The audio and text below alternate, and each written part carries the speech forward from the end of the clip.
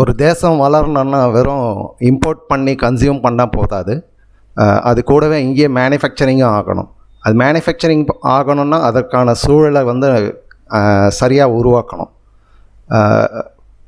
மத்திய அரசு ரீசண்டாக கண்டினியூஸாக 2014 சில ரீஃபார்ம்ஸ் எல்லாம் கொண்டு வந்திருக்காங்க. முதல்ல லேண்ட் ரீஃபார்ம்ஸ், நிலம் வாங்கிறத பற்றி, அதாவது கவர்மெண்ட் ப்ராஜெக்ட்ஸ்க்கு இல்லை ஒரு private lands, private industries land வாங்கிறதுக்காக சில ரீஃபார்ம்ஸ் எல்லாம் கொண்டு வந்தாங்க. அதே சமயத்தில் இன்ஃப்ராஸ்ட்ரக்சரையும் பேரலாக டெவலப் பண்ணாங்க. அதாவது ஒரு பொருளை உற்பத்தி பண்ணால் மட்டும் போதாது, அது கரெக்டாக கொண்டு போயிட்டு எந்த இடத்துக்கு போகணுமோ, மார்க்கெட்டுக்கு கொண்டு போகணுமோ, அந்த இன்ஃப்ராஸ்ட்ரக்சரும் கண்டிப்பாக வேணும். ஸோ இன்ஃப்ராஸ்ட்ரக்சரையும் கூடவே டெவலப் பண்ணிகிட்டே போனாங்க.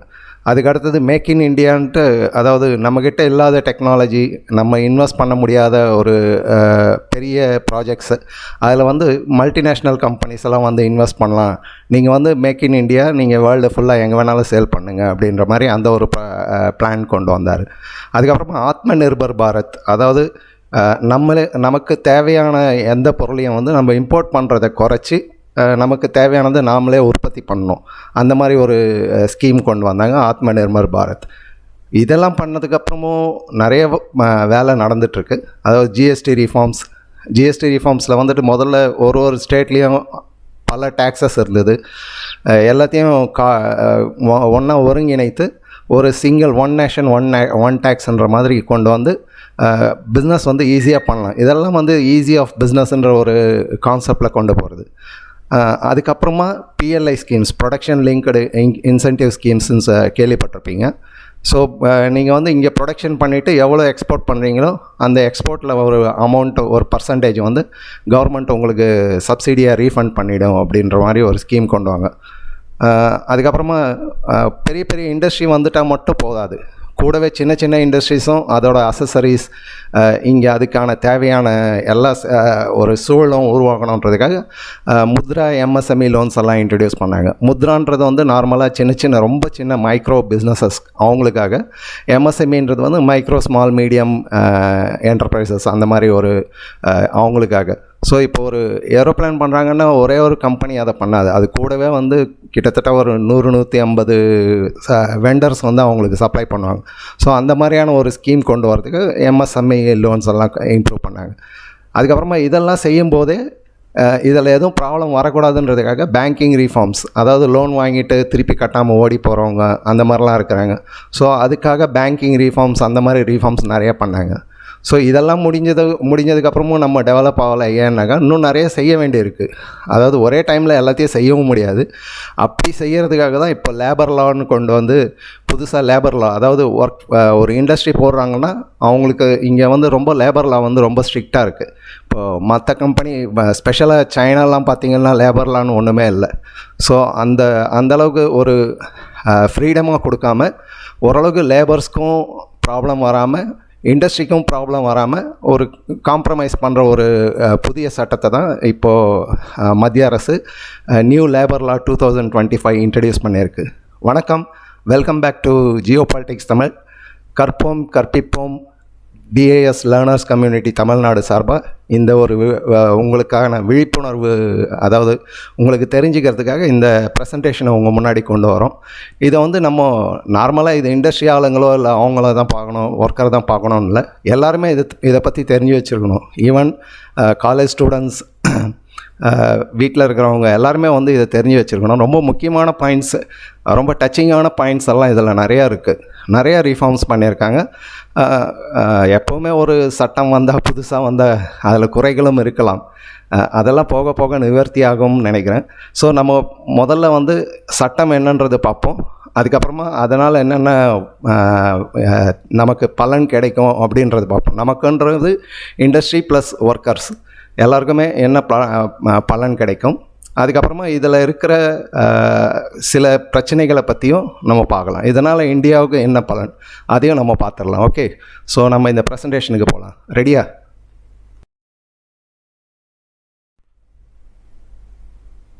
இண்டஸ்ட்ரியல் லேபர் லான்றது 1950s நம்மக்கிட்ட ஆல்ரெடி இருக்குது. பட் அந்தந்த டைமுக்கு டெவலப் பண்ண அது இந்தளவுக்கு வெரைட்டிஸ் வேறு அதாவது 29 type of central labour laws ஆயிடுச்சு. அது ரொம்ப பெரிய விஷயம், ஒருத்தரும் ஃபாலோ பண்ணுறது ரொம்ப கஷ்டம். அந்த மாதிரி ஒரு ரொம்ப கிரிட்டிக்கலான ஒரு லேபர் லாவாக இருந்தது. ஸோ அதை சிம்ப்ளிஃபை பண்ணோம். அதே மாதிரி இன்றைக்கி இருக்கிற சிச்சுவேஷனுக்கு ஏற்ற மாதிரி கொண்டு வரணுன்றதுக்காக இந்த புதிய லேபர் லா சட்டம் கொண்டு வந்தாங்க. ஸோ டோட்டலாக இருந்த 29 வந்து இப்போது 4 பிரிவாக பிரித்து எல்லா இண்டஸ்ட்ரிக்கும் காமனாக சில ரூல்ஸ் இருக்கும் இல்லைங்களா. இப்போது வேஜஸ்னாக்கா எல்லா இண்டஸ்ட்ரிக்கும் ஒரு காமனாக ஒர்க்கிங் ஸ்டாண்டர்ட்ஸ் டைம் அது எல்லாத்தையுமே அந்த மாதிரி காமனாக கொண்டு வந்து மொத்தமாக 4 பிரிவில் கிட்டத்தட்ட ஒரு 30 செக்ஷனாக டிவைட் பண்ணி ஒன்றுத்துலேயும் கொஞ்சம் கொஞ்சம் செக்ஷன்ஸ் பண்ணி ஒரு கம்பைல்டு ஃபார்மாக கொண்டு வந்திருக்காங்க. அதாவது code of wages 2019, industrial relations code 2020, the code on security social security 2020, ஒரு occupational safety health working conditions code 2020. So இந்த மாதிரி 4ஆக பிரிச்சதுனால இப்போ இருக்கிற இண்டஸ்ட்ரீஸ் வந்து இதை ஃபாலோ பண்ணுறது ரொம்ப ஈஸியாகிடும். அதுதான் அவங்களோட மெயின் எய்ம். ஸோ ஒன்றா நம்ம கொஞ்சம் முதல்ல எப்படி இருந்தது, இப்போ எப்படி இருந்தது அதையும் பார்த்துடலாம். Okay,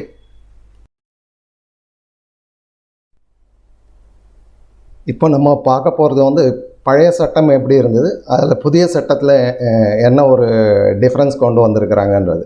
okay, so first formalisation of employment. அதாவது ஒரு கம்பெனி வந்து ஒருத்தருக்கு எம்ப்ளாய்மெண்ட் கொடுக்குறாங்க, ஒருத்தர் ஜாப்க்கு வைக்கிறாங்கன்னா, இதுக்கு முன்னாடி வந்துட்டு பழைய சட்டங்களை வந்து அப்பாயின்மெண்ட் லெட்டர்ன்றது வந்து மேண்டேட்டரி கிடையாது. அதுவும் பர்டிகுலராக இந்த இன்ஃபார்மல் செக்டர்னு சொல்லுவாங்க இல்லைங்களா, அதிகமாக ஒரு ரெகுலர் செட்டப்பான ஒரு ஃபார்மல் இண்டஸ்ட்ரியில் தவிர மிச்ச இடத்துல வந்து அப்பாயின்மெண்ட் லெட்டர்ஸ் வந்து ரொம்ப இம்பார்ட்டன்ஸ் கிடையாது. ஸோ இந்த புதிய சட்டத்தில் என்ன சொல்லியிருக்காங்கன்னாக்கா, எந்த ஒரு இண்டஸ்ட்ரியாக இருந்தாலும் கம்பல்சரி அப்பாயின்மெண்ட் லெட்டர்ஸ் வந்து இஷ்யூ பண்ணணும். அதில் ஜாப் செக்யூரிட்டி, எம்ப்ளாய்மெண்ட் எந்த மாதிரி ஃபிக்ஸ்டு எம்ப்ளாய்மெண்ட்டாக கான்ட்ராக்ட் எம்ப்ளாய்மெண்ட்டாக அந்த மாதிரியெல்லாம் கிளியராக மென்ஷன் பண்ணோம். என்ன சேலரி, எல்லா கண்டிஷன்ஸ் என்ன, அது எல்லாத்தையுமே வந்து கிளியராக மென்ஷன் பண்ணோன்றது புதிய ரூல்ஸ். அதே மாதிரி சோஷியல் செக்யூரிட்டி கவரேஜ் பார்த்திங்கன்னா, பழைய சட்டத்தில் வந்து லிமிட்டட் சோஷியல் செக்யூரிட்டி கவரேஜ் இருந்தது. ஃபார் எக்ஸாம்பிள், இந்த இன்ஃபார்மல் செக்டரில் வந்து யாருக்கும் சோஷியல் செக்யூரிட்டி இன்சூரன்ஸோ இல்லை இஎஸ்ஐயோ பிஎஃப்ஓ அதெல்லாம் இல்லாமல் இருந்தது. இப்போ என்னன்னாக்கா கம்பல்சரி எல்லாருக்கும் வந்து அந்த சோஷியல் செக்யூரிட்டி கவரேஜ் கண்டிப்பாக இருக்கணும். பிஎஃப், இஎஸ்ஐ, இன்சூரன்ஸ் என்னென்ன கவர்மெண்ட் ரூல்ஸ் இருக்கோ அதை வந்து கம்பல்சரி பண்ணியிருக்காங்க. அதே மாதிரி மினிமம் வேஜஸ்ன்னு பார்த்திங்கன்னா, பழைய சட்டங்கள் இதுக்கு முன்னாடி இருந்ததில் வந்து ஒன்லி ஷெட்யூல்டு இண்டஸ்ட்ரீஸ், அதாவது ஃபார்மல் இண்டஸ்ட்ரீஸில் மட்டும்தான் அது ஒரு அப்ளிகபிளாக இருந்தது. மற்ற இடத்துல வந்து அது மேண்டேட்டரி கிடையாது. ஸோ இப்போ புதுசாக வந்திருக்கிற சட்டத்தில் வந்து எந்த ஒர்க்கராக இருந்தாலும், எந்த ஃபீல்டாக இருந்தாலும், ஃபார்மல், நான் ஃபார்மல், எந்த டைப்பான இண்டஸ்ட்ரி எதுவாக இருந்தாலும் ஒரு minimum wage payment, timely payment, அதாவது ஒரு மந்த்தும் ஃபிக்ஸ் டைமில் பேமெண்ட் கொடுக்கணும், அதுவும் கம்பல்சரி ஆக்கியிருக்கு. அதே மாதிரி ப்ரிவென்டிவ் ஹெல்த் கேர்ன்றது இதுக்கு முன்னாடி எந்த ஒரு இண்டஸ்ட்ரிக்கும் அப்ளிகபிளாக இல்லாமல் இருந்தது. இப்போ என்ன பண்ணியிருக்காங்கன்னா, 40 இயர்ஸ் தாண்டி எந்த ஒர்க்கர் அவங்கக்கிட்ட ஒர்க் பண்ணாலும் அவங்களுக்கு compulsory free annual checkup, health checkup வந்து கம்பல்சரி பண்ணியிருக்காங்க எவ்ரி இயர். ஸோ இந்த காஸ்ட் வந்து யார் ஒர்க் கொடுக்குறாங்களோ, யார் எம்ப்ளாயர் வேலை கொடுக்குறாங்களோ அவங்க வந்து இதை கம்பல்சரி பண்ணோன்றது புதிய சட்டம் சொல்லுது.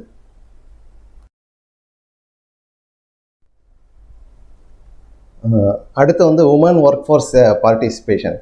இதுக்கு முன்னாடி வந்து ரெஸ்ட்ரிக்ஷன்ஸ் இருந்தது. விமன்ஸ் வந்து வேலைக்கு வைக்கிறதுக்கு வந்து ஒரு ரெஸ்ட்ரிக்ஷன்ஸ் எல்லாம் இருந்தது. அது நைட் ஷிஃப்ட்ஸை வைக்க முடியாது, பர்டிகுலர் இண்டஸ்ட்ரீஸ்லாம் வைக்க முடியாது, அந்த மாதிரியே ஒரு ரெஸ்ட்ரிக்ஷன் இருந்தது. புதிய சட்டத்தில் வந்து எல்லா இடத்துலையுமே வந்து விமன்ஸை நீங்கள் எம்ப்ளாய்மெண்ட் கொடுக்கலாம். அது இல்லாமல் அதுக்கு வந்து அவங்க கண்டிப்பாக அவங்களோட கன்சென்ட் வேணும். அதாவது இந்த ஜாப் நான் செய்கிறதுக்கு தயார் அப்படின்ற அவங்க எழுத்து மூலயமா கொடுத்த அந்த உறுதியை வந்து அவங்க கம்பல்சரி ரெக்கார்டில் வைக்கணும். அதே மாதிரி அவங்களுக்கு தேவையான எல்லா சேஃப்டி மெஷர்ஸ் கம்பல்சரி அவங்களுக்கு ப்ரொவைட் பண்ணணும். அதே மாதிரி ஜென்ஸ்க்கு, லேடிஸ்க்கு, பாய்ஸ்க்கு, கேர்ள்ஸ்க்கு தனித்தனியாக ஒரு சேலரிலாம் இருந்ததெல்லாம் விட்டு எல்லாரையுமே வந்து ஈக்குவலாக சேலரி வாங்கணும். ப்ளஸ் அடிஷ்னலாக அவங்களுக்கு ப்ரமோஷன்ஸ் அந்த மாதிரி விஷயத்துலலாம் கம்பல்சரி எல்லாருக்கும் ஒரே மாதிரியான ட்ரீட்மெண்ட் பண்ணணும். ஹையர் இன்கம்ஸ் இப்போ ஒரு சில கம்பெனியில் பார்த்தீங்கன்னா மேனேஜர்ஸ் எல்லாம் வந்து ஒன்லி ஜென்ஸ் தான் இருப்பாங்க, ஒர்க்கர்ஸில் தான் லேடிஸ் எடுப்பாங்க. இதுக்கப்புறமா அந்த மாதிரி பண்ண முடியாது. ஒரு டேலண்ட் லேடி இருக்கிறாங்கன்னா அவங்கள மேனேஜர் லெவல்லையும் ப்ரமோட் பண்ணணும், ஜாப் ஆப்பர்ச்சுனிட்டி கொடுக்கணுன்றது இந்த கம்பல்சரி இந்த புதிய சட்டம் வந்து கம்பல் பண்ணுது. அடுத்தது இஎஸ்ஐஎஸ்சி கவரேஜ். இது வந்து 10 எம்ப்ளாயீஸ்க்கு மேலே இருக்கிறவங்களுக்கு, அதுவும் பர்டிகுலராக ஹசார்டஸ் ப்ராசஸ் யூனிட்ஸில் வந்து அதாவது நோட்டிஃபைடு ஏரியாஸ், இந்த எக்ஸ்போர்ட் ஜோன்ஸ் இருக்குது இல்லைங்களா, அந்த மாதிரி ஸ்பெசிஃபிக் இண்டஸ்ட்ரீஸில் வந்து கம்பல்சரி இருந்தது. இப்போ அதே மாதிரி ஹசார்டஸ் ப்ராசஸ் யூனிட் இருக்குது இல்லைங்களா, இப்போ கெமிக்கல்லாம் யூஸ் பண்ணுறவங்க, டை யூனிட்ஸு இல்லை ஒரு நியூக்ளியர் பிளான்ட்ஸோ அந்த மாதிரி இடத்துல வந்து ஒரு கரெக்டான இன்ஃபர்மேஷனே இல்லை, ப்ராப்பரான இன்ஃபர்மேஷனே இல்லை. இப்போ என்ன பண்ணியிருக்காங்கன்னா புதுசில் எல்லா கம்பெனியும் 10 எம்ப்ளாயீஸ் அதுக்கு மேலே இருக்கிறதுல கம்பல்சரி எல்லாருக்கும் கொடுக்கணும். அதே மாதிரி ஹசார்டஸ் ப்ராசஸ் எந்த இதில் இருந்தாலும் கம்பல்சரி அவங்களுக்கு கவரேஜ் எல்லாம், அதாவது இஎஸ்ஐ கவரேஜ், அவங்களோட மெடிக்கல் எக்ஸ்பென்சஸ் எல்லாமே வந்து கவர் பண்ணணுன்ற ஒரு கம்பல்சரி கொண்டு வந்திருக்காங்க. அதுக்கடுத்தது கம்ப்ளையன்ஸ் பர்டன். அதாவது இப்போ நான் முதல்ல சொன்னீங்களே, இப்போது ஒரு லேபர், ஒரு இண்டஸ்ட்ரி ஒருத்தர் தமிழ்நாட்டில் ஆரம்பிக்கிறாருன்னு வைங்களேன், அவங்க வந்து ஃபஸ்ட்டு அந்த ஏரியாவில் இருக்கிற முனிசிபாலிட்டியோ இல்லை பஞ்சாயத்தோ இல்லை கார்பரேஷனோ அங்கே ரெஜிஸ்டர் பண்ணணும். அதுக்கப்புறமா தமிழ்நாடு ஸ்டேட் கவர்மெண்ட்டில் ரெஜிஸ்டர் பண்ணணும். அதுக்கப்புறமா சென்ட்ரல் கவர்மெண்ட்டில் தனியாக ரெஜிஸ்டர் பண்ணணும். அதாவது வேறு ஸ்டேட்ஸில் விற்கிற மாதிரி இருந்தாலோ இல்லை எக்ஸ்போர்ட் இருந்தாலோ, அதே மாதிரி தனித்தனியாக நிறைய எக்ஸ்போர்ட்காக இருந்தால் அதுக்கு தனியாக லைசன்ஸ் அப்ளை பண்ணணும், லேபர் லைசன்ஸ். இந்த மாதிரி எக்கச்சக்கமான ஒரு ரெஜிஸ்ட்ரேஷன்ஸ் எல்லாம் இருந்தது, மல்டிபிள் ரெஜிஸ்ட்ரேஷன்ஸ். இப்போது லேடிஸ் வந்து அதுக்கு தனியாக ரெஜிஸ்ட்ரேஷன் பண்ணணும். இந்த மாதிரி மல்டிபிள் ரெஜிஸ்ட்ரேஷன்ஸ், லைசன்ஸ் எல்லாம் இருந்தது. ஒரு லேபர் லாவுக்கு ஏற்ற மாதிரி ரெஜிஸ்ட்ரேஷன் பண்ண வேண்டியது. இப்போ என்ன பண்ணியிருக்காங்கன்னா புதிய சட்டத்தில் சிங்கிள் ரெஜிஸ்ட்ரேஷன், பேன் இந்தியாவில் ஒரே ஒரு சிங்கிள் ரெஜிஸ்ட்ரேஷன். அதுவும் இல்லாமல் இந்த ரெஜிஸ்ட்ரேஷன் பண்ணதுக்கப்புறமா அவங்க ரிட்டர்ன்ஸ் ஃபைல் பண்ணணும். நம்ம எப்படி yearly once IT return, income tax return file பண்ணுறோமோ அந்த மாதிரி ஒரு கம்பெனியும் கம்பல்சரி இயர்லி ஒன்ஸ் அவங்கக்கிட்ட ஒரு எவ்வளோ ஒர்க்கர் இருக்காங்க, அவங்களுக்கு என்னென்ன ஃபெசிலிட்டி பண்ணாங்கன்றது ஒரு ரிட்டர்ன்ஸ் மாதிரி ஃபைல் பண்ணுவாங்க. இது ஏற்கனவே இருக்குது, ஆனால் ஒரு லைசன்ஸ்க்கும் தனித்தனியாக அப்ளை பண்ண வேண்டியிருந்தது, தனித்தனியாக ரிட்டர்ன்ஸ் ஃபைல் பண்ண வேண்டியிருந்தது.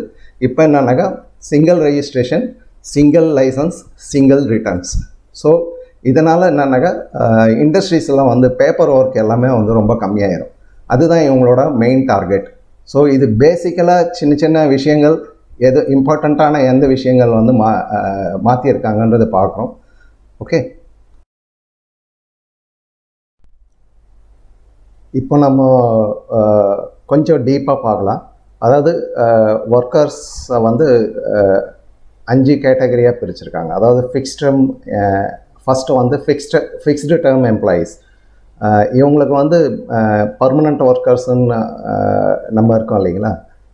இப்போது ஒரு கம்பெனியில் வந்துட்டு லைஃப் டைம் ஒர்க் பண்ணுவாங்க ஒரு சிலர். ஆனால் இப்போ இன்னொரு அடிஷ்னலாக ஃபெசிலிட்டி கொடுத்துருக்குறாங்க. இப்போ யாருன்னா ஒருத்தர் வந்து நம்ம 1 இயர் தான் நான் ஒர்க் பண்ண போகிறேன்னாக்கா 1 இயர் ஒர்க் பண்ணலாம், 5 இயர்னாக்கா 5 இயர் கான்ட்ராக்டில் ஒர்க் பண்ணலாம். அந்த மாதிரி ஒரு அடிஷ்னல் ஃபெசிலிட்டி கொடுத்துருக்காங்க. ஸோ அவங்களுக்கு வந்து நம்ம ஃபிக்ஸ்டு டேர்ம் எம்ப்ளாயீஸ்ன்னு சொல்கிறோம். இந்த பர்மனெண்ட் ஒர்க்கர்ஸ்க்கு ஆல்ரெடி இருக்கிற லாஸ் வந்து அப்ளிகபிள் தான்.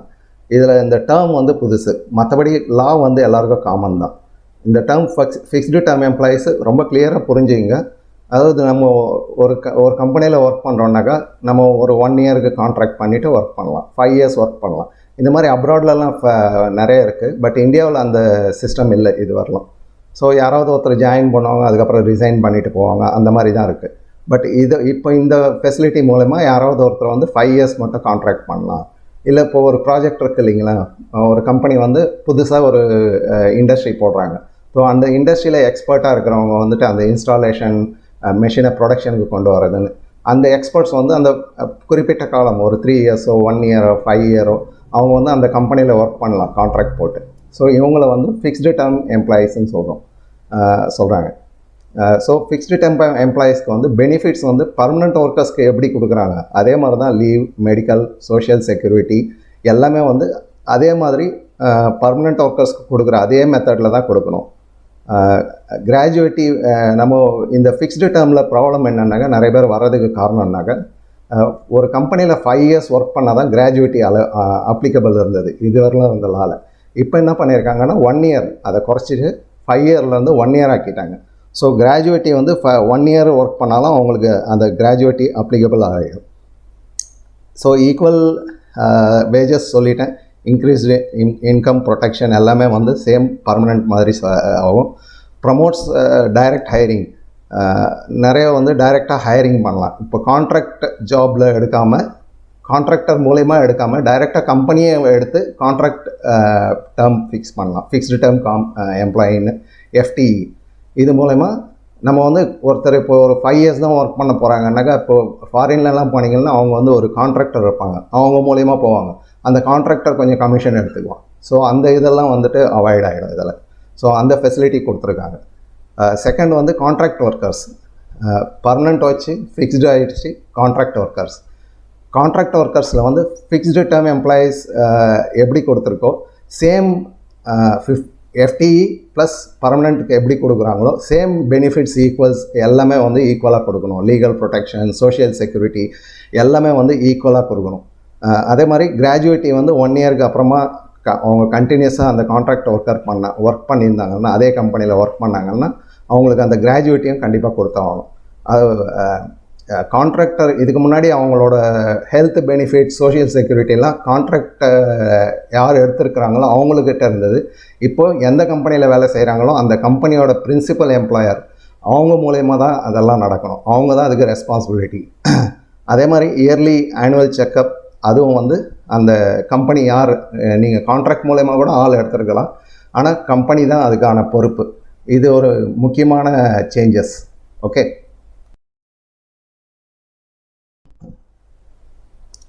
அடுத்து உமன் ஒர்க்கர்ஸில் வந்து ஜெண்டர் டிஸ்கிரிமினேஷன் லீகலி ப்ரொஹிபிட் பண்ணிட்டாங்க. அதாவது லீகலாக ஜெண்டர் டிஸ்கிரிமினேஷன் பண்ண முடியாது. அதுக்கப்புறமா பேமெண்ட் வந்து ஈக்குவலாக ஒர்க்கர்ஸ், ஜென்ஸ்க்கு லேடிஸ்க்கு எந்த டிஃப்ரென்ஸும் காமிக்கக்கூடாது. இது ஒரு முக்கியமான இம்பார்ட்டண்ட் ஒரு. அதே மாதிரி உமன்ஸ் வந்து நைட் ஷிஃப்ட்லேயும் ஒர்க் பண்ணலாம். எல்லா டைப் இண்டஸ்ட்ரி, இப்போ சப்போஸ் பார்த்திங்கன்னா under ground mining, heavy machinery இருக்கிறது, அந்த மாதிரி இடத்துல வந்து இல்லீகலாக லேடிஸ்க்கு யூஸ் பண்ணுறாங்க, ஒர்க் கொடுக்குறாங்க. இதை வந்து இப்போ லீகலைஸ் பண்ணிட்டாங்க. அதனால் என்ன ஆகுதுனாக்க, எதனால் ப்ராப்ளம் ஆகும்போது அதை மறைக்கிறதுக்கு தான் ட்ரை பண்ணுறாங்க. ஸோ அந்த பிரச்சனையே வராமல் அவங்க கன்சர்ன்ட், அதாவது அந்த இப்போ ஒரு மைனிங்கில் ஒர்க் பண்ணுறாங்கன்னா அதில் என்னென்ன ப்ராப்ளம் வரும்ன்றதை அந்த யார் வேலைக்கு வராங்களோ அவங்களுக்கு எக்ஸ்பிளைன் பண்ணி அவங்க அதை அக்செப்ட் பண்ணதுக்கப்புறமா தான் அவங்களுக்கு ஜாப் கொடுக்க முடியும். அதே மாதிரி அவங்களுக்கு தேவையான சேஃப்டி மெஷர்ஸ் எல்லாம் எடுக்கணும், ஏற்கனவே சொன்னது தான். அதே மாதிரி ஒரு கிரீவியன்ஸ் ரெட்ரஸல் கமிட்டி வந்து கம்பல்சரி எல்லா இண்டஸ்ட்ரியிலையும் இருக்கணும். அதில் வந்து உமன்ஸ் ரெப்ரசன்டேஷன் பர்சன்டேஜ், சப்போஸ் ஒரு 5 பேர்னாக்கா அதில் ஒரு 2 பேரோ 3 பேரோ கம்பல்சரி லேடிஸாக இருக்கணும், விமன்ஸாக இருக்கணும் அப்படின்றது ஒரு கம்பல்சரி மேண்டேட்ரி பண்ணிட்டாங்க. இன்னொரு சூப்பரான ஒரு இதுனாக்கா, ஒரு மேரீடு கேர்ள் லேடினாக்கா, இதுவரையிலும் மேரேஜ் ஆகாத லேடிஸ்னாக்கா அவங்களுக்கு வந்து அந்த பேரண்ட்ஸோட அவங்களுக்கு சப்போஸ் இன்சூரன்ஸோ அதில் வந்து பேரண்ட்ஸ் பேர் இருக்கும். பட் மேரேஜ் ஆன லேடிக்கு அந்த ப்ரொவிஷன் இல்லாமல் இருந்தது. இதுக்கப்புறமா மேரேஜ் ஆன லேடிஸ் வந்து அவங்க பேரண்ட்ஸ் இல்லை, அதாவது அவங்க மாமனாரோ மாமியாரோ அவங்களையும் வந்து அதில் ஆட் பண்ணலாம், அவங்க அந்த டிபெண்டில் வந்து ஆட் பண்ணிக்கலாம். ஸோ இது ஒரு மிகப்பெரிய சேஞ்சு, ரொம்ப வெல்கமிங் மூவ் இது. அதுக்கு அடுத்தது gig and platform workers. Gig and platform ஒர்க்கர்ஸ்ன்றது நார்மலாக நீங்கள் பார்த்தீங்கன்னா இன்ஃபார்மல் செக்டரில் ஒர்க் பண்ணுறவங்க. இப்போ ஸ்விக்கியில் ஒர்க் பண்ணுவாங்க, இல்லை வேறு எதனா ஒரு அட்வர்டைஸ்மெண்ட் கம்பெனியாக. இப்போது நீங்கள் பார்த்துருப்பீங்க, ஏதோ ஒரு கம்பெனி வந்து ஒரு மாதத்துக்கு ஒரு வருஷத்துக்கு அட்வர்டைஸ்மெண்ட் பண்ணுனாக்கா அது ஒரு கான்ட்ராக்ட் ஒர்க்கர்ஸ் மாதிரி எடுத்து அவங்களுக்கு மட்டும் அந்த 1 இயருக்கு மட்டும் ஜாப் கொடுப்பாங்க.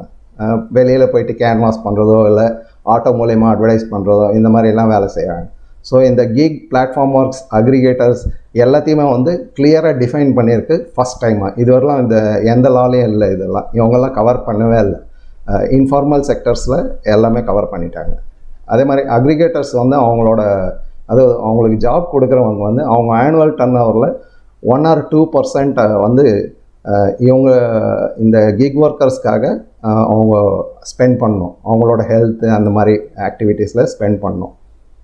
அதுக்கப்புறமா Aadhaar linked universal account number open பண்ணியிருக்கு, ஆல்ரெடி அது பண்ணிட்டாங்க.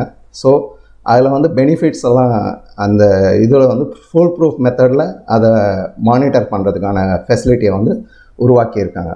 ஸோ இதனால் என்னென்னா இதுவரையிலும் இந்த கிக் ஒர்க்கர்ஸ் எல்லாம், அதாவது ஸ்விக்கிலலாம் 6 மாதம் 6 வருஷம் 5 வருஷம் ஒர்க் பண்ணுறவங்களுக்கெல்லாம் அந்த வேலை போச்சுன்னா அதுக்கப்புறமா எதுவும் இருக்காது. இதுக்கப்புறமா அந்த மாதிரி ஆகாது. அது ஒரு பெரிய அட்வான்டேஜ். ஓகே, அடுத்து ஒரு முக்கியமானதுன்னா யூத் ஒர்க்கர்ஸ். இப்போது நிறைய இடத்துல வந்து பார்ட் டைமாக சில்ட்ரன்ஸ், அதாவது அபவ் 16 இயர்ஸ் வந்து பார்ட் டைமாக ஒர்க் பண்ணலான்ற ஒரு பர்மிஷன் கொடுத்துருக்கு. ஸோ இவங்கள யூத் ஒர்க்கர்ஸாக கன்சிடர் பண்ணுறோம். ஸோ இந்த யூத் ஒர்க்கர்ஸ்க்கும் வந்து கம்பல்சரி மினிமம் வேஜை வந்து கேரண்டி பண்ணணும், எல்லாருக்கும் கொடுக்குற மாதிரி.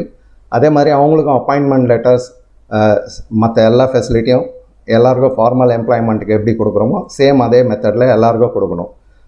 எக்ஸ்ப்ளாய்டேஷன் வந்து கம்பல்சரி இருக்கக்கூடாது. பேமெண்ட் வந்து டியூரிங் லீவில் வந்து, அதாவது இப்போ வீக்லி ஆஃப் இருக்கும். ஒரு சிலர் வந்து இப்போ ஒரு வருஷம் ஒரு பையன் காலேஜில் படிக்கிறான், அவன் பார்ட் டைமாக ஒரு ஜாப் பண்ணுறான்னாக்கா ஒரு நடுவில் கொஞ்சம் லீவில் போனான்னா அந்த ரூல்ஸ் படி பேமெண்ட்டை கொடுக்கணும். அந்த லீவுக்கு ஏற்ற மாதிரி இப்போது ஒரு கம்பெனியில் வந்து மந்த்லி 2 days இருக்கலாம், இயர்லி 15 days இருக்கலாம், 24 days இருக்கலாம். அந்த கம்பெனியோட எந்த மெத்தட் இருக்குதோ அந்த மெத்தடில் அவங்களுக்கும் அந்த சேலரி வந்து கொடுக்கணும், லீவ் சேலரி வந்து கொடுக்கணும். அதே மாதிரி அவங்க கவர்மெண்ட் வந்துட்டு ஃப்ளோர் வேஜ் வந்து இப்போது ஓவரால் ஃபுல்லாக நாடு ஃபுல்லாக ஒரே மாதிரியான ஒரு ஸ்டாண்டர்ட்ஸ் கொண்டு வராங்க. அதாவது Tier 1 cities, Tier 2 cities, Tier 3 ஒரு வில்லேஜ், அர்பன், அந்த மாதிரி.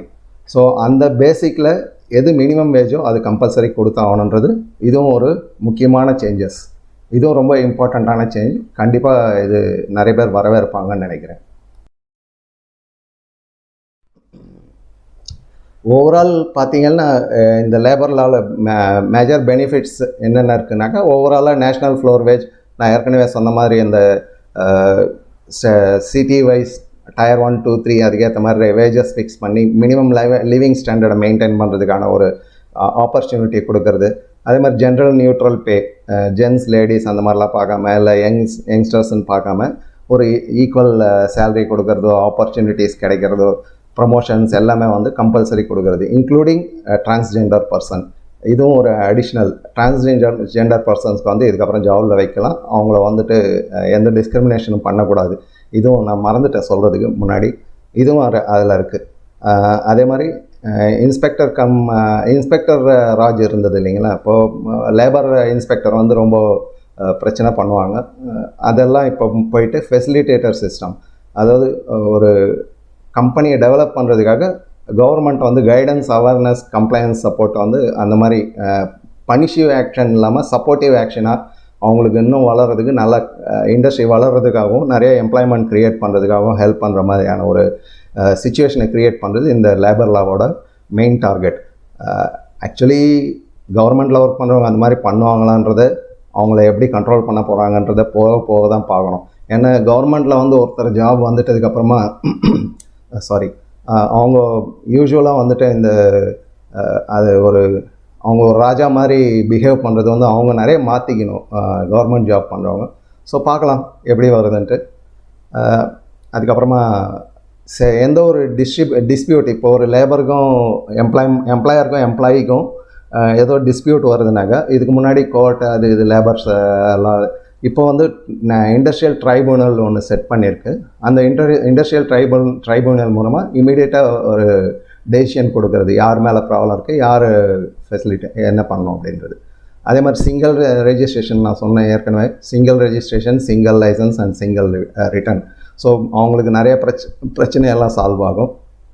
இது இல்லாமல் national occupational safety health board, OSH போர்டுன்னு ஒன்று செட் பண்ணி 500+ ஒர்க்கர்ஸ் இருக்கிற இடத்துலலாம் வந்துட்டு கம்பல்சரி சேஃப்டி கமிட்டி எஸ்டாப்ளிஷ் பண்ணுறது. அது மூலமா அவங்க வந்து சேஃப்டியை வந்து மெயின்டைன் பண்ணுறது. இது நிறைய சேஞ்சஸ், நிறைய இம்ப்ரூவ்மெண்ட்ஸை இண்டஸ்ட்ரியை வந்து ஸ்மூத்தாக ஒர்க் பண்ணுறதுக்கும், அதே சமயத்தில் லேபர்ஸ் ரொம்ப கஷ்டப்படாமல் இருக்கிற மாதிரியும் ஒரு நல்ல லா தான் இது. கவர்மெண்ட்டோட ஃபோக்கஸ் என்னன்னு பார்த்தீங்கன்னா, ஆல்ரெடி சொன்னேன், மேனுஃபேக்சரிங் செக்டரை வந்து இன்க்ரீஸ் பண்ணுறது. இப்போதைக்கு வந்து 12-14% ஜிடிபியில் கான்ட்ரிபியூஷன் இருக்குது மேனுஃபேக்சரிங் செக்டரு. அட்லீஸ்ட் 25% வரலாம் கொண்டு வரணுன்றது கவர்மெண்ட்டோட ஃபோக்கஸ். அதே மாதிரி எஃப்டிஐ ஃபாரின் டைரக்ட் இன்வெஸ்ட்மெண்ட்டெல்லாம் வரும்போது அவங்களுக்கு ரொம்ப பிரச்சனை இல்லாமல் நான் ஒரு ஃபேக்ட்ரியை ரன் பண்ணுறதுல மட்டும் கான்சன்ட்ரேட் பண்ணுற மாதிரியான ஒரு சிச்சுவேஷனை க்ரியேட் பண்ணுறது. இதன் மூலமாக நியூ டெக்னாலஜிஸ், ரிசர்ச் ஃபெசிலிட்டி எல்லாம் கொண்டு வர்றது. ஏன்னா ரிசர்ச் ஃபெசிலிட்டிலையும் அவங்க வந்து எம்ப்ளாய்மெண்ட் கொடுத்தாகணும். ஸோ அவங்களுக்கும் அந்த இப்போ ஒரு ரிசர்ச் நான் சொன்னேன் இல்லைங்க எஃப்டிஇ, ஸோ அது வந்து இங்கே ரிசர்ச்சில் ரொம்ப யூஸ் ஆகும். அதாவது 5 years contract fixed term employment மாதிரி கொடுத்து அவங்க ரிசர்ச்சில் பெட்டர் பர்ஃபார்ம் பண்ணாங்கன்னா அவங்கள மேலே யூட்டிலைஸ் பண்ணுறது அந்த மாதிரி இல்லாமல். ஓகே, ஸோ ப்ரொடக்டிவிட்டி இன்க்ரீஸ் பண்ணுறது, குவாலிட்டி இன்க்ரீஸ் பண்ணுறது, ப்ரொடக்ஷன் காஸ்ட்டை குறைச்சி நம்ம வந்து எக்ஸ்போர்ட் மார்க்கெட்டை ஃபைட் பண்ணுறதுக்கான ஒரு சிச்சுவேஷனை க்ரியேட் பண்ணுறது, நிறைய எம்ப்ளாய்மெண்ட் இன்க்ரீஸ் பண்ணுறது. எம்எஸ்எம்இஸ் இன்னும் நிறைய கான்ட்ரிபியூஷன் வேணும். அதுக்காக எம்எஸ்எம்இஸ்க்காக இந்த ரூல்ஸ் எல்லாம் அப்ளை பண்ணும்போது அவங்களுக்கு அந்த ப்ராப்ளம்லாம் குறைஞ்சி இன்னும் கொஞ்சம் ப்ரொடக்ஷனில் கான்சன்ட்ரேட் பண்ணுவாங்க. கரப்ஷன் குறைக்கிறது ஒரு டார்கெட். அதே மாதிரி அட்மினிஸ்ட்ரேஷனை ஒரு ஸ்ட்ரீம்லைன் பண்ணுறதும் ஒரு முக்கியமான டார்கெட்.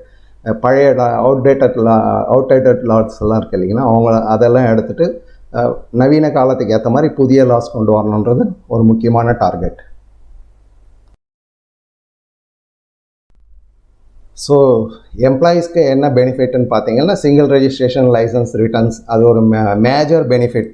டோட்டலி பேப்பர் ஒர்க்கில் வந்து ரொம்ப கம்மியாகிடும். ஏன்னா நிறைய இடத்துல ஹெச்ஆர்னு வச்சுட்டு ரொம்ப தலைவலி. பெரிய பெரிய கம்பெனிலலாம் ஒர்க் பண்ணுறவங்க பார்த்துருப்பீங்க. ஹெச்ஆரில் இருக்கிறவங்களுக்கு இது தெரியும், மற்றவங்களுக்கு அந்தளவுக்கு இதை பற்றி ஐடியா இருக்காது. பட் ஹெச்ஆரில் இருக்கிறவங்களுக்கெல்லாம் தெரியுது எவ்வளோ பெரிய ரிலீஃப்ன்றது. அதே மாதிரி ஈஸியாக லே ஆஃப் பண்ணுறது, fixed term contracts instead of permanent hiring, அது ஒரு மேஜர் அட்வான்டேஜ். அதே மாதிரி long hours up to 12 hours வரலாம் ஜாப் கொடுக்கலாம். முதல்ல 8 ஹவர்ஸ் தான் கம்பல்சரி இருந்தது, இப்போ 12 ஹவர்ஸ் வரலாம் ஜாப் கொடுக்கலாம். அந்த மாதிரி ஷிஃப்ட்ஸ் பிளான் பண்ணலான்றது இன்னொரு அட்வான்டேஜ். Reduction of harassment. ஒரு ஸ்டேட்டில் இப்போ ஒரு கம்பெனி இந்தியா ஃபுல்லாக வேறு இடத்துல, ஒரு தமிழ்நாட்டில் ஒரு இண்டஸ்ட்ரி வச்சுருக்குது, ஆந்திராவில் ஒன்று வச்சுருக்கு, கர்நாடகாவில் ஒன்று வச்சுருக்குனாக்கா ஒரு இடத்துலையும் வேறு லாஸை வந்து அவங்க ஹேண்டில் பண்ணுறதுலே ரொம்ப பெரிய ப்ராப்ளம் இருக்குது. ஸோ அதெல்லாம் ரொம்ப குறைஞ்சிரும். இப்போது நீங்கள் ஒரு இடத்துல ஹெட் ஆஃபீஸ் வச்சு எங்கே வேணாலும் ஃபேக்ட்ரி ஆரம்பிச்சிங்கனாலும் ஒரே ஒரு காமன் லைசன்ஸ்லேயே வந்து ரன் பண்ணலாம். இதுக்கு முன்னாடி அந்த மாதிரிலாம் இல்லை. தனியாக இப்போ நான் சொன்னேன் இல்லைங்களா, தமிழ்நாட்டில் ஒரு கம்பெனி ஹெட் ஆஃபீஸ் இருக்குது, அவங்க ஒரு உத்தரப்பிரதேஷில் ஆரம்பிக்கிறாங்கன்னா அங்கேக்கு தனியாக ஒரு ஆஃபீஸ் வச்சு அதெல்லாம் தனியாக மெயின்டைன் பண்ணணும். இந்த பிரச்சனைலாம் இப்போ சால்வ் ஆகிடும். ஸோ ஒரு சிங்கிள் லைசன்ஸில் ஃபுல்லாக இந்தியாவில் எத்தனை இடத்துல வேணாலும் ஃபேக்ட்ரி ஆரம்பித்து அவங்க ஈஸியாக மெயின்டைன் பண்ணலாம். ரிட்டர்ன்ஸ் ஃபைல் பண்ணுறதோ இல்லை அது பெனிஃபிட்ஸ் எல்லாம் மெயின்டைன் பண்ணுறதோ அதெல்லாம் ஈஸியாக இருக்கும். ஸோ அது ஒரு மேஜர் அட்வான்டேஜ். அதே மாதிரி டெசிஷன் வந்து ஆர்டர் இன்ஃப்ளோஸ். இப்போது ஒரு சில கம்பெனி வந்து சீசனல் கம்பெனிஸ் இருக்கலாம். இப்போது ஃப்ரூட் எக்ஸ்ட்ராக்ட்ஸ் எடுக்கிறாங்கன்னு வைங்களேன், ஒரு மாம்பழம் எக்ஸ்ட்ராக்ட் எடுக்கிற கம்பெனி அது வருஷத்தில் வந்து ஒரு 4 மாதம் தான் ஒர்க் பண்ணும் அப்படி வச்சுக்கோமே. சரி, அந்த 4 மாதம் மட்டும் அந்த கம்பெனி வந்து ஆளை எடுத்து அவங்களுக்கு வந்து இதே ப்ரொசீஜர்ஸில் எல்லாத்தையும் மெயின்டைன் பண்ணி அவங்க ரன் பண்ணலாம் அந்த கம்பெனி. இதுக்கு முன்னாடி வந்து இது இன்ஃபார்மல் செக்டராக போயிடுச்சு. இப்போ வந்து அதுவும் ஃபார்மல் செக்டர் மாதிரி வந்துடும். இப்போ எக்ஸ்போர்ட் ஆர்டர்ஸ்லாம் இருக்கிறவங்கெல்லாம் பார்த்துருப்பீங்க, ஒரு சில பர்டிகுலர் பீரியடில் வந்து அவங்க ஆர்டர்ஸ் அவங்க எந்த கண்ட்ரிக்கு டீல் பண்ணுறாங்களோ அதுக்கேற்ற மாதிரி பர்டிகுலர் பீரியடில் அதிகமாக அவங்களுக்கு ஆள் தேவைப்படும் எக்ஸ்ட்ராவாக. ஸோ அந்த டைமுக்கு அவங்க எக்ஸ்ட்ரா ஆளுங்களை எடுக்கிறது வந்து ரொம்ப ஈஸியாக இருக்கும் எஃப்டிஇயில். அதே மாதிரி ஃபோக்கஸ் வந்து க்ரோத் ஆஃப் ஆர்கனைசேஷனில் ஃபோக்கஸ் பண்ணுறதும் ரொம்ப ஈஸியாக இருக்கும். ஸோ இது ஒரு மிகப்பெரிய அட்வான்டேஜ் எம்ப்ளாயர்ஸ்க்கு வெளியே. ஸோ இதில் கிரிட்டிசிசம் இல்லாமலாம் இருக்காது எதுவுமே. ஒரு சிலருக்கு இதில் கிரிட்டிசைஸ் பண்ணுறாங்க, அதாவது வீக்கனிங் ஜாப் செக்யூரிட்டி. இப்போது எஃப்டிஇ டேர்ம்ஸ் தான் மெயினாக எல்லாருமே டார்கெட் பண்ணுறாங்க.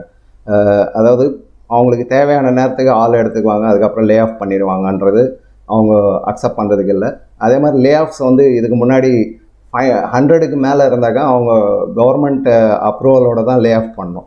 இப்போ வந்து அது வந்து 500 வரல கொண்டு போயிட்டாங்க. 500 மினிமம் இருந்தால் தான் அந்த ரூல்ஸ் அப்ளிகபிள் ஆகும். பிலோ 500 வந்து அந்த ரூல்ஸ் அப்ளிகபிள் ஆகாது. அது மாதிரி கொண்டு. அதே மாதிரி எஃப்டிஇ பர்மனெண்ட் எம்ப்ளாயி, இது ஒரு பெரிய டிஸ்கஷன் போயிட்டுருக்கு. கார்ப்பரேட் எம்எஸ்எம்இக்கு எல்லாருக்குமே ஈக்குவலாக கார்ப்பரேட்ஸ்க்கும் கொஞ்சம் ஸ்ட்ராங்காக இருக்கணும், டைட்டாக இருக்கணும், எம்எஸ்எம்இக்கு கொஞ்சம் லூஸாக இருக்கணும் அப்படின்ற மாதிரி ஒரு சிலர் சொல்கிறாங்க. அதே மாதிரி ஸ்டேட்ஸ் வந்து அவங்களோட கண்ட்ரோல் போயிடுன்ற ஒரு பயம் இருக்குது அவங்களுக்கு. பட் அவங்க வந்து இதை யோசிக்கக்கூடாது.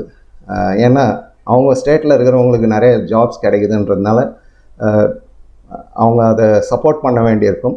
பட் இருந்தாலும் சில ஸ்டேட் சப்ஜெக்ட் பண்ணலாம். பர்டிகுலர்லி ஆப்போனன்ட் பார்ட்டிஸ் எங்கே இருக்காங்களோ அவங்க வந்து மேபி இதை அப்ஜெக்ட் பண்ணுவாங்க. அதே மாதிரி ஒரு கம்பெனிலே எந்த அளவுக்கு அடாப்ஷன் ஆகுன்றது நிறைய பேருக்கு ஒரு டவுட் இருக்குது. டிஜிட்டல் கம்ப்ளைன்ஸ் பிளாட்ஃபார்ம் வந்து இன்னும் ரெடி ஆகலை. ஸோ அது இமீடியட்டாக ரெடி ஆகணுன்றது ஒரு சிலரோட, அதாவது பர்டிகுலராக எம்ப்ளாயீஸ் வேலை கொடுக்குறவங்க வந்து எங்களுக்கு ஈஸியாக இருக்கணுன்றதுனால டிஜிட்டல் கம்ப்ளைன்ஸ் பிளாட்ஃபார்ம் வந்து ரெடி பண்ணுங்கன்னு சொல்கிறாங்க. பேப்பர் ஒர்க் அதுலேயும் வேண்டாம் அப்படின்னு. அதே மாதிரி லேபர் ஆஃபீஸர்ஸ், இந்த லேபர் டிபார்ட்மெண்ட்டில் ஒர்க் பண்ணுறவங்களுக்கு வந்து எப்படி ட்ரைனிங் கொடுக்க போகிறீங்க?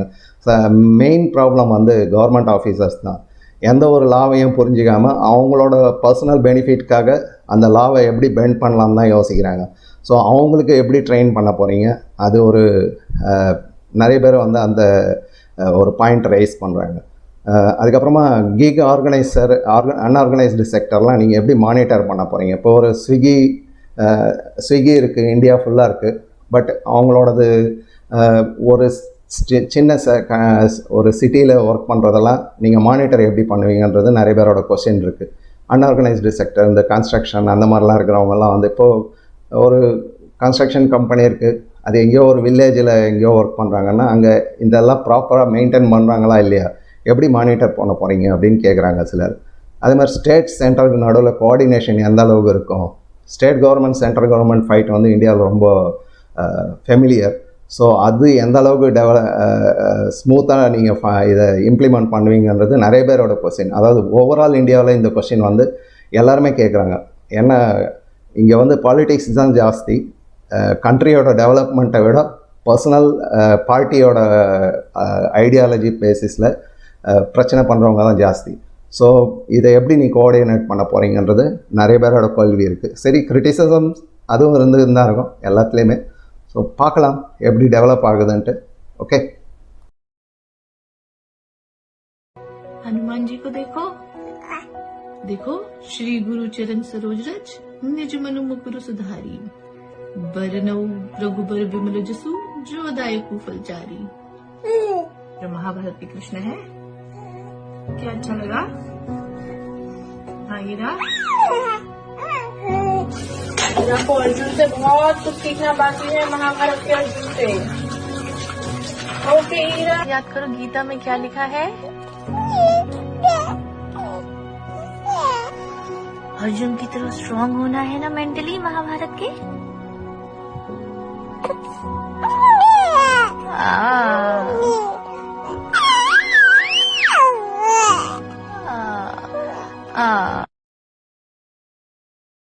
கற்போம் கற்பிப்போம் டிஏஎஸ் லேர்னர்ஸ் கம்யூனிட்டி தமிழ்நாடு. ஏற்கனவே நம்ம புனேயில், பெங்களூரில், டெல்லி இந்த மாதிரி ஒரு 35 பிளேசஸில் ஒர்க் பண்ணிகிட்ருக்கோம். ஸோ தமிழ்நாட்டில் ஃபஸ்ட்டு இன்ட்ரொடக்ஷன் மீட் சென்னையில் ஃபிக்ஸ் பண்ணியிருக்கு 11 ஜனவரி 2026 ஈவினிங் 4 to 7 PM சண்டே அன்னைக்கு. கண்டிப்பாக உங்களுக்கு எல்லாருக்கும் லீவ் இருக்குன்னு நினைக்கிறேன். கீழே ஒரு இமெயில் ஐடி கொடுத்துருக்குறோம், drsha.virtualtamil@gmail.com. எங்களோட மெயின் எய்ம் வந்து ஜியோ பாலிட்டிக்ஸ், அதுக்கப்புறமா கேரியர், பிஸ்னஸ், என்டர்பிரைசிங் இதெல்லாம் டெவலப் பண்ணுன்றது, பப்ளிக் யங்ஸ்டர்ஸ் மத்தியில் டெவலப் பண்ணுன்றது தான் நம்மளோட மெயின் இம்பார்ட்டண்ட் மோட்டிவ். ஸோ அதில் எந்த பாலிட்டிக்ஸும் இல்லாமல் எந்த பார்ட்டி நீங்கள் யாரை வேணாலும் நீங்கள் ஃபாலோ பண்ணுங்கள், யாரை வேணாலும் நீங்கள் உங்கள் வாக்கை கொடுங்க. பட் நம்ம வந்து ஜியோ பாலிட்டிக்ஸ் கண்டிப்பாக தெரிஞ்சிருக்கணும். அது மூலயமா நம்மளோட என்டர்பிரைசிங் மைண்ட், கேரியர், புதுசாக கற்றுக்கிறது அதெல்லாம் வந்து யங்ஸ்டர்ஸ்க்கு கொண்டு போகணுன்றது தான் எங்களோட எய்ம். அதுக்காக தான் இந்த இன்ட்ரொடக்ஷன் மீட் நடக்குது. இது மாதிரி அடிக்கடி நடக்கிறதுக்கு பிளான் பண்ணியிருக்கோம், செய்கிறதுக்கு பிளான் பண்ணியிருக்கோம். ஸோ இந்த இமெயில் ஐடியில் கண்டிப்பாக நீங்கள் உங்களோட பேரை வந்து, அதாவது டோட்டலாக 200 மெம்பர்ஸ்க்கு தான் நம்ம இப்போதைக்கு அரேஞ்ச்மெண்ட் பண்ணுறோம். ஸோ கண்டிப்பாக இந்த இமெயில் ஐடியில் உங்கள் பேரையோ உங்கள் ஃபோன் நம்பரோடு நீங்கள் ரெஜிஸ்டர் பண்ணிங்கன்னா உங்களுக்கு இன்விடேஷன் வரும். அந்த இன்விடேஷன் மூலமாக மட்டும்தான் உள்ளே வர முடியும்.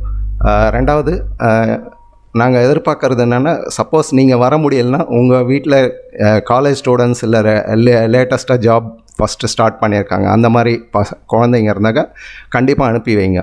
பிலோ 15 இயர்ஸ் வேண்டாம், 15 இயர்ஸ் அபோவ் யார் வேணாலும் கலந்துக்கலாம். லேடிஸ், ஜென்ட்ஸ், பாய்ஸ், கேர்ள்ஸ் யார் வேணாலும் வரலாம். லேடிஸ் கூட வரலாம், அவங்களுக்கும் நிறைய விஷயங்கள் தெரிய வேண்டியிருக்கு. ஸோ கண்டிப்பாக இந்த மீட்டில் ஜாயின் பண்ணுங்கள். இதே மாதிரி திருப்பூர்லேருந்து டிமாண்ட் வந்திருக்கு, ப்ளஸ் அடிஷ்னலாக பாண்டிச்சேரி இன்னும் 2-3 இடத்துல டிமாண்ட் வந்திருக்கு. ஸோ பிளானிங் பண்ணிகிட்ருக்கோம். பட் சென்னை இது ஃபிக்ஸ் ஆகிருச்சு. 11/1/2026 சண்டே ஜனவரி 1, 2026 பொங்கலுக்கு கொஞ்சம் முன்னாடி. ஸோ நீங்கள் கொஞ்சம் ஃப்ரீயாக இருப்பீங்க. ஈவினிங் 4 to 7 கண்டிப்பாக ஜாயின் பண்ணுங்கள். நிறைய விஷயம் கிடைக்கும். இல்லை உங்கள் வீட்டு குழந்தைங்களை அனுப்பி வைங்க. காலேஜ் ஸ்டூடெண்ட்ஸ், பர்டிகுலராக காலேஜ் ஸ்டூடெண்ட்ஸ், பாய்ஸ், கேர்ள்ஸ் எல்லாருக்குமே அனுப்பி வைங்க. அவங்களுக்கான கைடன்ஸ் எல்லாம் நாங்கள் கொடுக்குறோம். Thank you very much. So friends, இந்த ப்ரெசன்டேஷன் எப்படி இருந்தது உங்களுக்கு? இது குறித்து எதனா உங்களுக்கு டவுட்ஸ், எதனா கிளாரிஃபிகேஷன் எதனா இருந்தால் கொஷின் நீங்கள் வந்து கமெண்ட் பாக்ஸில் நீங்கள் பண்ணலாம். இன்னும் நிறைய விஷயங்கள் இந்த மாதிரி பேசலாம். கற்போம் கற்பிப்போம் டிஏஎஸ் லேர்னர்ஸ் கம்யூனிட்டி தமிழ்நாடு உங்களை நீங்கள் அரட்டை சேனலில் ஜாயின் பண்ணலாம். அதே மாதிரி ஃபேஸ்புக்லேயும் நம்மளோட பேஜ் ஆக்டிவாக இருக்குது. அப்ராக்சிமேட்லி இப்போ 3000 மெம்பர்ஸ் ப்ளஸ் 60-70,000 வியூவர்ஸ் அந்த மாதிரி போயிட்டுருக்கு. Okay, very good. நிறைய கற்றுக்கிறதுக்காக நிறைய பேருக்கு இன்ட்ரெஸ்ட் இருக்குது. நம்ம பாலிட்டிக்ஸ்லேயே வந்து நிறைய டைம் வேஸ்ட் பண்ணுறோம். ஸோ நம்ம கற்றுக்கிறதுக்காக அரட்டை டிஏஎஸ் லேர்னர்ஸ் கம்யூனிட்டி தமிழ்நாடு வந்து இப்போது தமிழ்நாடில் சில சிட்டிஸில் வந்து நம்ம பர்சனலாக எல்லோரையும் மீட் பண்ணுற பிளான் வச்சுருக்கோம். ஸோ ஃபஸ்ட்டு மீட் வந்து இப்போது ஜனவரி 11, 2026 சென்னையில் நடக்கிறது. யாராவது உங்களுக்கு இன்ட்ரெஸ்ட் இருந்ததாக கண்டிப்பாக அதில் ஜாயின் பண்ணுங்கள். உங்களுக்கு ஜியோ பாலிட்டிக்ஸ் ப்ளஸ் இந்த மாதிரி புது புது விஷயங்கள் டீப்பாக எப்படி லேர்ன் பண்ணுறது, பர்டிகுலராக யங்ஸ்டர்ஸ், உங்கள் வீட்டில் இருக்கிற யங்ஸ்டர்ஸை அனுப்பி வைங்க. கண்டிப்பாக அவங்க வந்து ஒரு பெஸ்ட்டு இந்தியன் சிட்டிசனாக வர்றதுக்கான எல்லா சப்போர்ட்டையும் நாங்கள் கொடுக்கறதுக்கு ரெடியாக இருக்கிறோம். ஸோ அந்த பர்சனல் மீட்டில் நீங்கள் ஜாயின் பண்ணலாம். அதுக்கான ஸ்லைடை வந்து நான் பின்னாடி போட்டிருக்கேன். ஸோ அதை ஸ்டாப் பண்ணி நீங்கள் பார்க்கலாம். ஓகே, இதுவரையிலும் சப்போர்ட் பண்ணதுக்கு ரொம்ப சந்தோஷம். கொஞ்சம் கொஞ்சமாக நம்ம இன்னும் நிறைய இன்ஃபர்மேஷன்ஸ் கொண்டு வரதுக்கு பிளான் பண்ணலாம் கொஞ்சம் கொஞ்சமாக. Okay, thank you very much. ஜெய்ஹிந்த், பை பாய்.